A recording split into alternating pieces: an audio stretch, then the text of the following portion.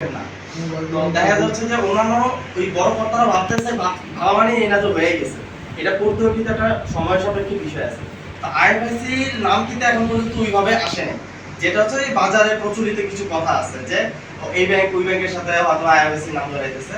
But এটারও একটা কারণ হতে পারে যে আপনার আইএফএসসি অডিট চলে। প্রতিটা বাংলাদেশ ব্যাংক কিন্তু হচ্ছে প্রতিটা ব্যাংকের হেড অফিস বা বিভিন্ন আমাদের যে ইলেকট্রনিক পোশাকে আসতে পারে। বাংলাদেশ ব্যাংকের একজন আয়শা বললো যে আমি চেক করবো সবকিছু ঠিক আছে।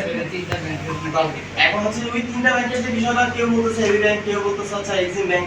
এখন আমি এতটুকু বলতে পারি যে আমার ম্যানেজমেন্ট আমি যতটুকু চিনি 4 বছরে, আমার তো 4 বছর মতো চাকরির বয়স, 1500 শাখা দেওয়া কিন্তু চারটেখানে কথা নাই, এগুলোর জন্য কিন্তু অনেক ইনভেস্টমেন্টের বিষয় আছে।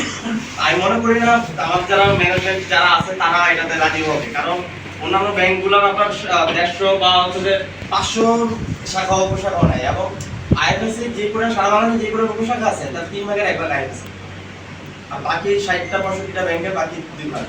তো এতটুকু বলতে পারি যে এই শাখা উপশাখাগুলো হচ্ছে সবচেয়ে বড় শক্তি আর কি আমাদের। আবার আরেকটা বিষয় হচ্ছে আমাদের এমপ্লয়ি প্রায় 6000 এর উপরে।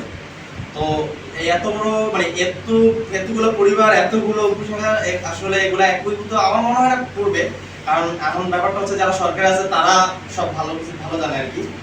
তবে এই ব্যাপারে আপনারা শিওর হতে পারেন যে আপনার যে 3টা ব্যাংক বা 5টা ব্যাংক ওদেরটা বলতে পারেন আইএফএসসি এক হবে না, এটা ইনশাআল্লাহ এটা বলতে পারি 100% শিওর।